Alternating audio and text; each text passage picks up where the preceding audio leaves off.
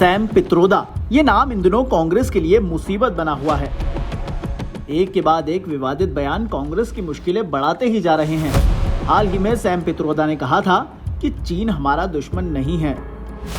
तब तो कांग्रेस ने इस बयान से दूरी बना ली थी और कह दिया था कि यह सैम की व्यक्तिगत राय है, मगर इस बार मामला जरा अलग है। एक कदम और आगे, इस बार सैम ने एक ऐसा दावा किया था जिसकी वजह से उनकी थू-थू हो रही है।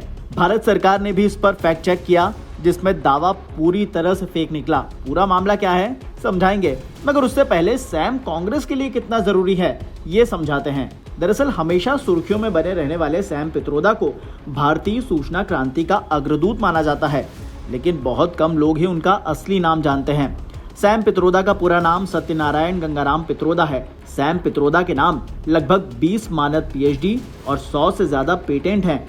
उन्होंने अब तक 5 किताबें लिखी हैं और दुनिया भर के कई प्रतिष्ठित संस्थानों में उन्होंने लेक्चर दिए हैं। भारत के अलावा अमेरिका की नागरिकता वाले सैम पित्रोदा एक भारतीय आविष्कारक, कारोबारी, विकासशील सोच रखने वाले और नीति निर्माता हैं। सैम को ही 80 के दशक में भारत की दूरसंचार और प्रौद्योगिकी क्रांति की नींव रखने का श्रेय मिलता है। साल 1984 में कांग्रेस सरकार के बुलावे पर वे भारत लौटे और दूरसंचार नीति को दिशा देने के काम में जुट गए। वैसे तो सैम हमेशा से ही गांधी परिवार के करीबी रहे।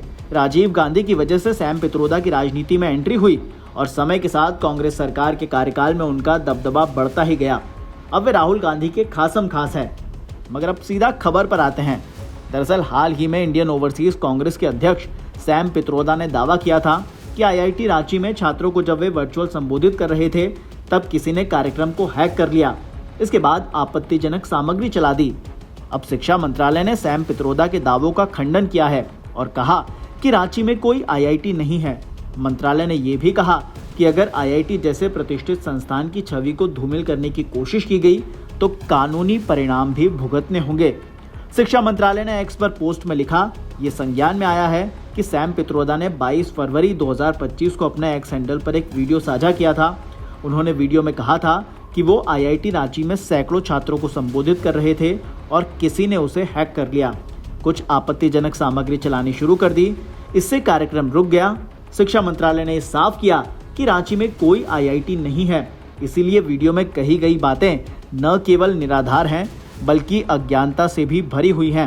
रांची में एक भारतीय सूचना प्रौद्योगिकी संस्थान यानी कि IIIT है, मगर IIIT रांची ने इस बात की पुष्टि की है कि संस्थान ने सैम पित्रोदा को किसी भी सेमिनार में व्याख्यान देने के लिए नहीं बुलाया था।